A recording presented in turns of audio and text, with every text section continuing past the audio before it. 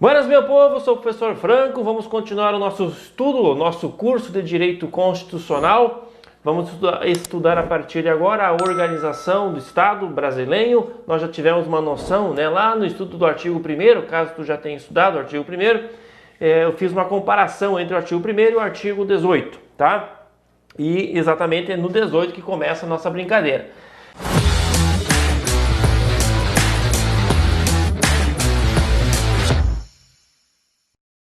É uma parte muito importante, artigo 18, artigo 20 vai trazer os bens, da União, o artigo 21, 22, 23 e 24 vai trazer então as competências, É matéria muito cobrada em prova, então muita atenção a partir de agora. Nós não vamos, claro, trabalhar tudo isso num bloco só, serão vários blocos para que eu possa passar com calma, de forma objetiva, mas com calma, esses assuntos principais, tá?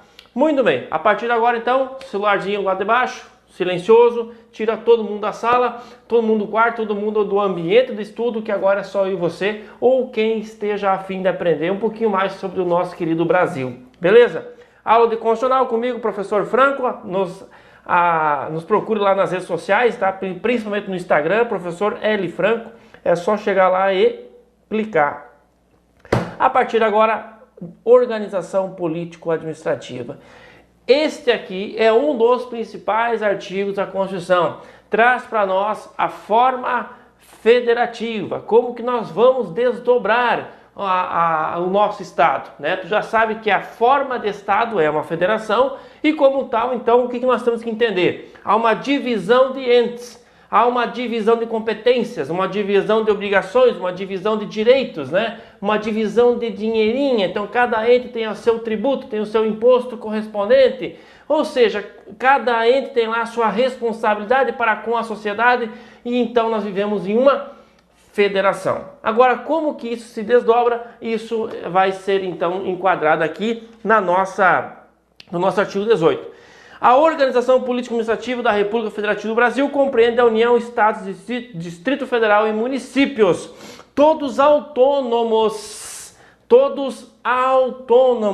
Eu vou destacar para ti que é muito importante, tá? Quando tu fala em organização do nosso Estado, aí vai entrar a União. Lembra a diferença entre o artigo 1º e o artigo 18? A União entra aqui apenas na organização administrativa, tá? Estados, o nosso querido Distrito Federal, os municípios, e eles são entes políticos, eles detêm além do autogoverno, eles detêm além da capacidade administrativa, eles são autônomos, eles detêm então uma autonomia política, tá? O Brasil é um dos pouquíssimos países no mundo federados que possui então que entrega ao município um título, nobre de ser ele um ente político, ou seja, entrega a capacidade, entrega a autonomia política aos seus municípios. Isso não é comum, Isso é aqui no Brasil, estamos praticamente vivendo, demonstrando aqui uma jabuticaba, algo quase que puramente brasileiro, tá? Então aqui, nós temos, dentre a organização do Estado, a existência então desses 4 entes. E esses 4 entes, além, repito, de serem autônomos na área administrativa, financeira, de gestão, eles detêm a autonomia, repito, a autonomia, nunca soberania, tá? Quem é soberana é a República. União, Estado, Distrito e município são meramente autônomos, tá? 100%. E a grande questão de prova, Eu fiz um teste aí, como eu sempre faço dia por dia no meu Instagram, e aí eu coloquei lá como pergunta do dia, qual era a capital do Brasil? E pasmem, mais de 50% das respostas, dentre aquelas colocadas, mais de 50% do povo errou.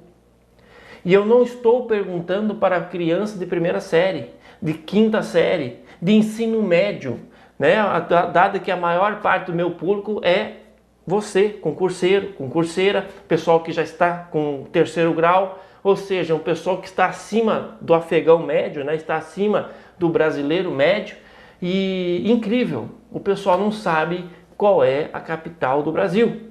E aí eu vou provar para você que a capital do Brasil é Brasília, tá? A partir de agora, então, não vai cair nessa pegadinha. Muitos daqueles que responderam o meu questionamento lá no Instagram colocaram que a capital do Brasil é o Distrito Federal. Não é, tá? Longe disso. Então, a capital do Brasil, Brasília, fica dentro do Distrito Federal. Mas Distrito Federal não é a capital do Brasil. Distrito Federal é sim um ente, é reconhecido então pela Constituição Federal, nós vamos estudar um pouquinho sobre ele, mas não posso enquadrá-lo como capital. Senão nós entenderíamos que, por exemplo, Gama, Sobradinho, Taguatinga, toda aquela região, né, que compõe as chamadas regiões administrativas, né, seria tudo isso ali capital do Brasil, e não é. Não é. A única capital do Brasil chama-se Brasília, ponto. Não vai errar essa questão nunca mais a partir de agora, beleza? Essa é a questão importantíssima que eu quero mostrar para você. Bom, só para te relembrar, eu vou fazer o seguinte. Tem um desdobramento do artigo 1º com o artigo 18. E é esse desdobramento que você vai relembrar a partir de agora. Eu estou sentindo na tua pupila que tu não lembra essa diferenciação que nós colocamos lá desde a aula do artigo 1º, tá?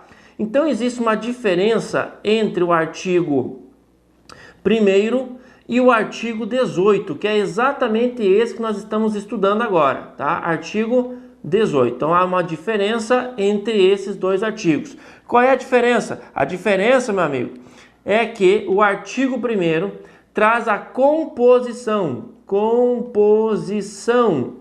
e o artigo 18 traz a organização administrativa. Um fala da composição, o outro fala da organização administrativa de uma coisa chamada República Federativa do Brasil, tá? Então é aqui que está a diferença. Um fala exatamente da composição da República, o outro fala da organização dessa República. E onde está a diferença, Franco? A diferença é que a composição eu tenho 3 entes e na organização eu vou ter 4 entes. Agora você está lembrando, né? Ó, a composição de acordo com o artigo 1º, estados, Distrito Federal e municípios. Eu vou repetir essa composição, estados, Distrito Federal e municípios. E pela primeira vez, tu vai colocar aqui, ó, a União como sendo parte da organização. A União faz parte da organização, mas não compõe a República, tá? E de forma alguma, tu vai colocar o território, nós vamos falar dele daqui a pouquinho, tu vai colocar o território como sendo ente político. Território não é ente, território é entidade, tá? O território, ele não faz parte da República e ele não compõe a República. Vou mudar de cor aqui, ó. Ele não faz parte da República e ele não compõe a República. Território, repito, não é ente. Território é uma mera autarquia geográfica. Autarquia geográfica da União. Logo, eu vou enquadrá-lo como entidade e não ente, tá? 100%?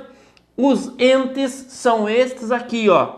Eles que detêm, além da autonomia de gestão orçamentária, administrativa, eles detêm autonomia política. Esta é a grande autonomia que eu entrego ao município, à União, ao Distrito Federal e tudo mais, tá? Essa é a grande diferença, por isso que o território, quando isso for criado, vai ser criado pela União e não vai ser considerado ente, e sim uma mera autarquia, uma mera entidade. É basicamente esta leitura que eu quero que tu faça, que tu relembre então lá do artigo 1º e aqui para o artigo 18. Eu fiz questão de te mostrar novamente, tá? Muito bem, agora tu já sabe a organização, agora tu já sabe que a capital do Brasil é Brasília, e nós temos que entender um pouquinho sobre a criação, o surgimento, né? O desaparecimento, a junção, ou seja, fusão, desmembramento ou divisão, cisão dos entes, né? E também falar um pouquinho do território. E aí nasce os parágrafos. Moçada, É muito importante isso aqui, tá? Os territórios federais, então eu sempre falo, né, falar de territórios federais é algo pleonasmo, porque somente a União pode criar territórios. Logo, se falar em territórios, logicamente eles serão federais, tá? Não existe território estadual, território municipal. Se é território, é federal. E vão integrar a União.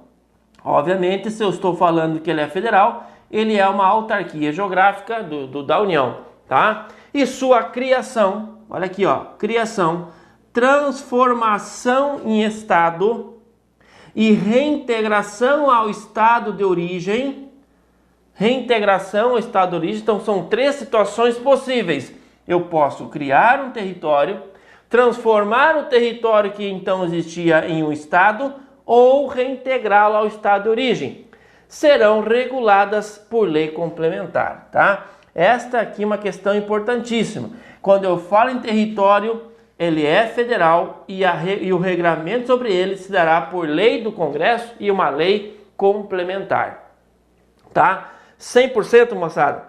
Muito bem, vamos para a nossa colinha aqui, ó. Vou fazer uma breve explanação sobre essa questão do território. Quando eu falo de território,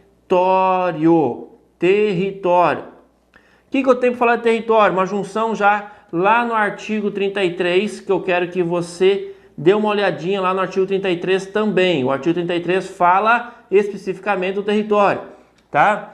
O território, basicamente, ele é considerado uma autarquia geográfica, então ele é uma entidade, tá?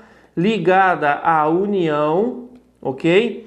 Esse território pode ser dividido em município, pode ser dividido em município. Olha só, ele pode ser dividido em município e ele vai ter um governador, ou seja, o chefe do executivo territorial. O governador, ele é nomeado pelo presidente. Ele é nomeado pelo presidente da República, desde que é aprovado após a sabatina do Senado Federal, tá? Então, olha só, aqui nós temos mais um cargo que passa pela sabatina do Senado, ok? O presidente indica e nomeia após a sabatina do Senado. Mas então não há eleição para governador de território? Não há eleição para governador de território. O governador é nomeado pelo presidente, desde que é aprovado, né, dentre os vários cargos, por exemplo, ministro do STF é assim, PGR é assim. Então são vários cargos que tem a indicação do presidente e é a sabatina do Senado. Cuidado, não é Câmara, não é Congresso. Está muito claro aqui, ó, é o Senado Federal que vai então trabalhar essa sabatina, tá? Senado. E o que mais importa aqui para nós?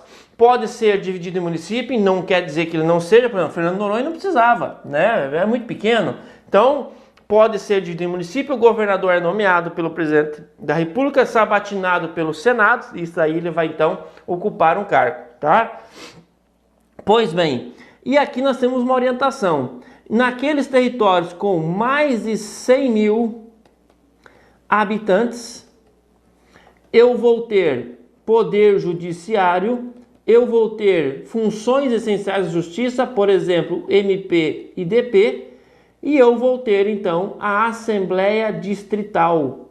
Olha só, Assembleia Distrital. Então aqui eu poderei ter um poder legislativo. Isso aqui cai demais em prova. Por exemplo, perguntar assim, olha, é possível ter um poder legislativo no distrito? Tu vai dizer sim, o poder legislativo ele é possível desde que eu esteja falando de um território com mais de 100 mil habitantes. Aí sim, tá?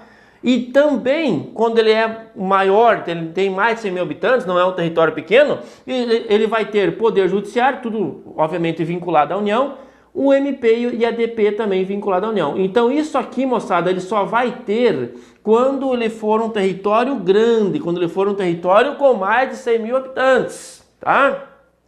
Obviamente, se for menor, ele vai ter lá o seu governador nomeado pelo presidente da República, tá? 100%? Muito bem. O que nós temos aqui? Esse território, moçada, como ele não é um ente, tá? E isso nós vamos estudar mais à frente, mas só vou deixar aqui uma explicação básica.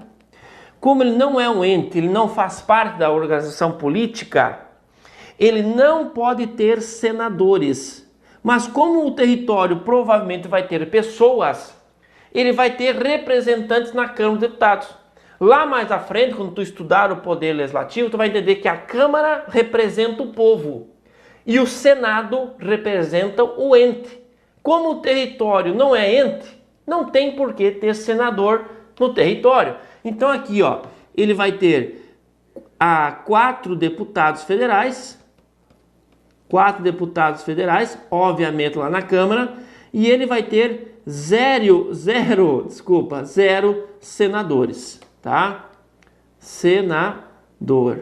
Ele vai ter 0 senador. Então, basicamente, o que tu teria que saber assim de território? Olha, dá uma buscada no artigo 18, parágrafo 1º, né? O parágrafo 2º, desculpa, nós já estudamos aqui, e vai dar uma buscada também lá no artigo 33, tá? Tudo isso está lá, eu resumi para você para facilitar. Copia igual, dá uma orientada ali, dá uma bisurada no teu caderno que é importante. Estados, presta atenção, tu vai ter que saber de estados. Olha aqui, ó. Estados, como que eu faço para criar um estado?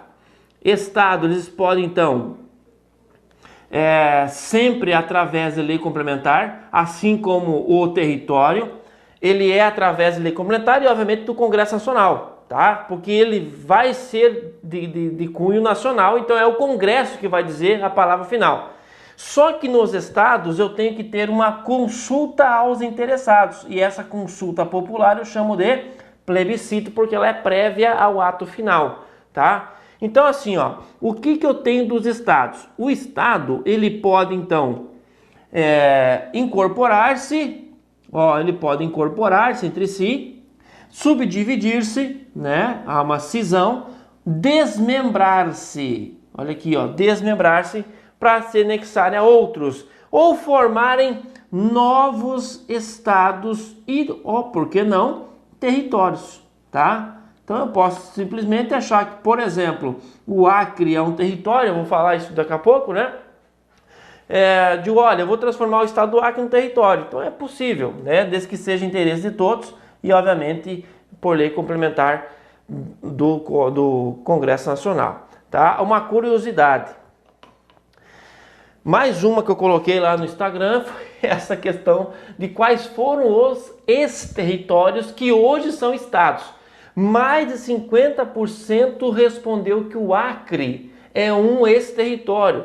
O Acre nunca foi território. O Acre não é território, o Acre não será território. O Acre nasceu um estado, tá? Aqueles ex-territórios, Roraima e Amapá, que eram territórios, com a Constituição de 88 viraram estados.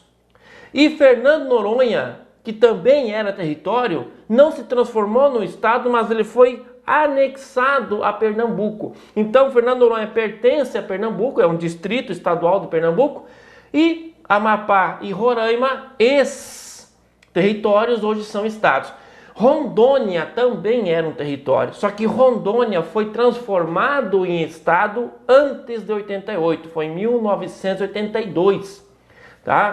Então em 82 Rondônia era território e partiu para ser estado. Pois bem, Acre não é território, nunca foi e não será. Acre é um estado, tá? Então, para entender um pouco melhor como que você vai criar, vai extinguir, vai desmembrar um estado, tá? Vamos lá. O que eu tenho para falar de estado, né? Obviamente, estado membro, né? Olha só, o que a Constituição determina que pode ocorrer, por exemplo, a fusão, pode ocorrer, por exemplo, a cisão, né? A divisão. Fusão é a união de dois estados. A cisão é a divisão de um estado em dois, então é o contrário da fusão, obviamente. E pode acontecer o desmembramento. Desmembramento. E esse desmembramento, só para tu entender, existe o desmembramento, anexação e o desmembramento, formação, tá? O desmembramento, ele por natureza ainda vai existir um pouquinho do estado de origem. Isto não acontece, por exemplo, na fusão e na cisão, tá? Então, tanto na soma como na divisão, eu não tenho o estado de origem. Olha aqui, ó. Não permanece o estado de origem, sequer o nome. Essa é a grande diferença. Então não permanece nada, não fica absolutamente nada. Há uma divisão, há uma fusão e não permanece absolutamente nada daquele estado original, principalmente o nome. Num desmembramento, anexação, que é quando você vai anexar um pedaço de um outro estado, por exemplo, ou vai formar um novo estado dentro do próprio estado, mas sempre no desmembramento há um resquício do estado de origem, tá? Então há ainda o estado de origem. Estado de origem. Bom, para que tu possa fazer tudo isso aqui, para que tu possa fundir, dividir, desmembrar o estado, o que a nossa Constituição determina? Bem tranquilo, tá? O que a nossa Constituição determina? Vou colocar aqui 3 passos, eu vou mudar de cor para facilitar. Primeiro de tudo, a nossa Constituição diz que eu preciso ter uma consulta, né? Eu preciso ter uma consulta aos interessados.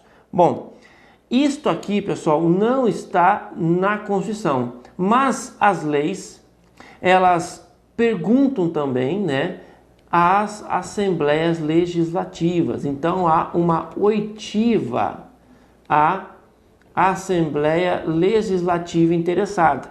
Há uma pergunta às assembleias interessadas. Isto aqui é opinativo, tá?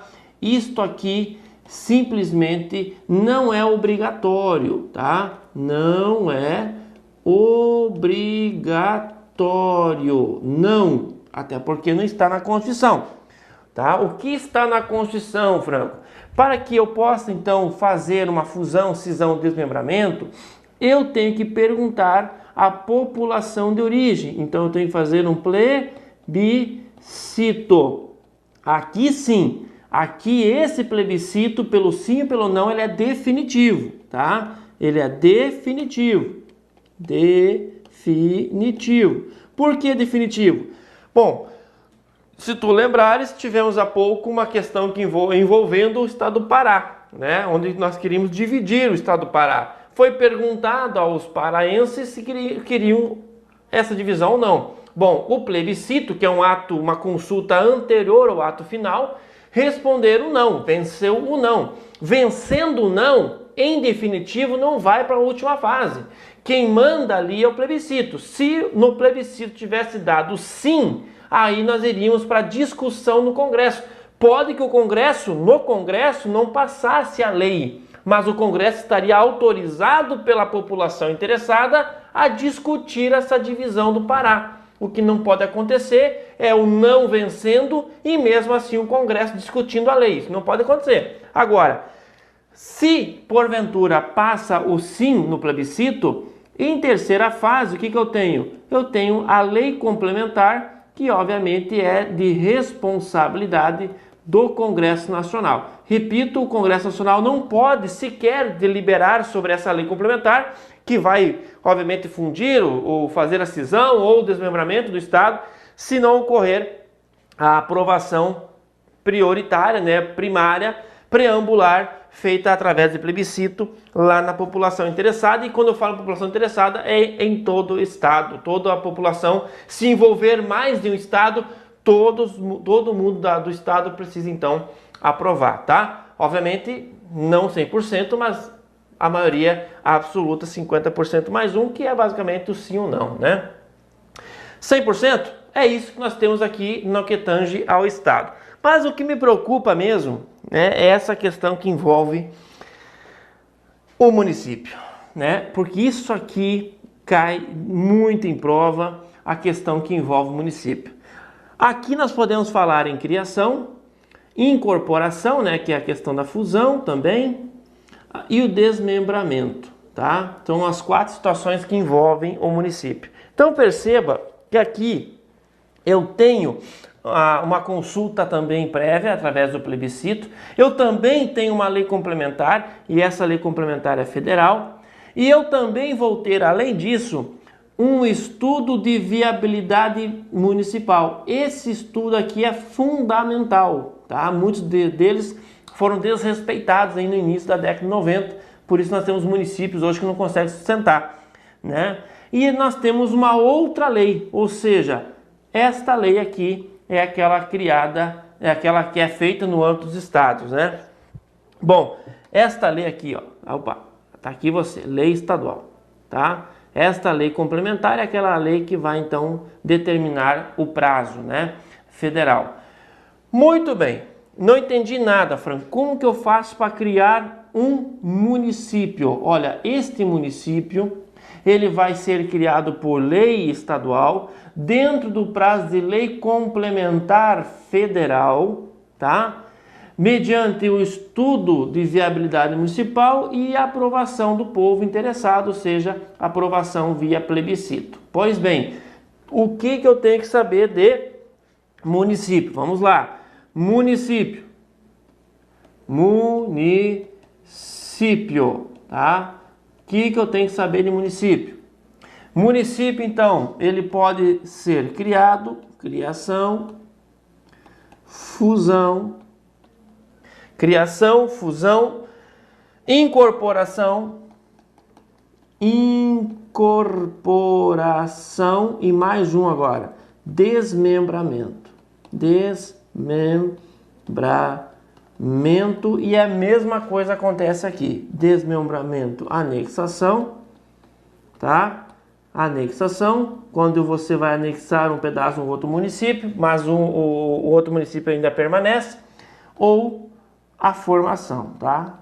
Formação. Tu vai simplesmente tirar um pedaço do teu município e criar um novo. Um desmembramento, formação, sendo que ambos permanecem vivos, tá? É o que mais aconteceu, foi esse desmembramento, formação aí. Joia? Pois bem, o que nós temos para o município? Olha só, presta atenção agora, hein?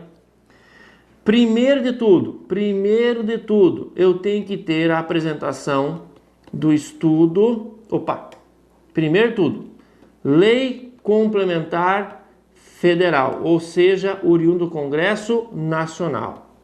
Segundo, agora sim, apresentação do estudo de viabilidade. Terceiro, o que eu tenho que ter? Agora é o plebiscito da população interessada, dos 2 municípios, dos 3 municípios, não sei, todo mundo que está ali interessado precisa votar em plebiscito, aprovando ou não. E quarto e último, quem vai de fato mexer na estrutura do estado, mexer na estrutura do município, é o próprio estado onde ele se localiza, então através de lei ordinária da Assembleia Legislativa correspondente. Então, moçada, é um erro pensar que o Congresso Nacional cria município. Não! Congresso Nacional autoriza via prazo, tá? Só para tu entender, aí nós fechamos essa bronca aqui, ó. Olha aqui, ó. Digamos que eu tenho uma linha do tempo aqui, tá? Uma linha do tempo. Por que eu não posso criar, por exemplo, municípios hoje? Porque eu não estou autorizado por essa lei complementar. Digamos que venha uma lei complementar e diga assim para mim, olha, vocês, estados membros, estão autorizados que em 2018, 2019, 2020, vocês, estados, podem mexer na estrutura dos seus respectivos municípios.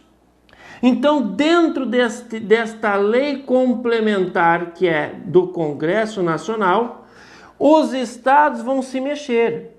E os estados, então, vão entender e vão fazer, então, os estudos de viabilidade técnica. Passando o estudo, vai para o plebiscito, alguns vão passar, outros não. Aqueles que tiver o item 2 ou 3 aprovados, vai para a discussão nível Assembleia. E aí lá no Rio Grande do Sul, vai se colocar lá em pauta na Assembleia Legislativa quais são os municípios que irão dividir, criar, fundir, enfim, desmembrar. Aqui no Paraná também, lá em Sergipe, lá em Santa Catarina, né? Lá no Acre, por que não? Então, os estados, eles não podem mexer nas estruturas fora dessas áreas. Por quê? Porque a União não autoriza. Lembrem-se que num Estado federado nós temos um poder central. E aqui o poder central é a União. Para que eu possa mexer lá no município, lá do interior do Rio Grande do Sul, eu tenho que ter uma autorização do poder central. Tendo essa autorização do poder central, seguindo os demais requisitos, estudo de viabilidade, a população aprovou, aí há uma discussão no âmbito da Assembleia Legislativa Gaúcha, eu vou então criar um município lá no interior, vou extingui-lo, vou desmembrar, vou fundir, enfim, eu vou mexer na estrutura, tá? Esse assunto aqui é importantíssimo, por quê? Porque passando essas reformas, né, previdenciária, tributária, essas reformas estruturantes, nós temos uma grande reforma política que está travada faz tempo. E dentro dessa reforma política está a nova discussão do Pacto Federativo, uma nova discussão sobre essa questão que envolve os municípios, e pode sim entrar em pauta lá no Congresso uma autorização, que é através de lei complementar, para que os estados possam então mexer na estrutura dos seus municípios. Então, se isso acontecer, certamente esta tela aqui vai despencar em prova, tá? Pode ter certeza disso. Ok? Então, basicamente o que nós estudamos? Estudamos isso aqui, ó, artigo 18 e os seus parágrafos, tá? Bom, o que tu tem para falar do artigo 19?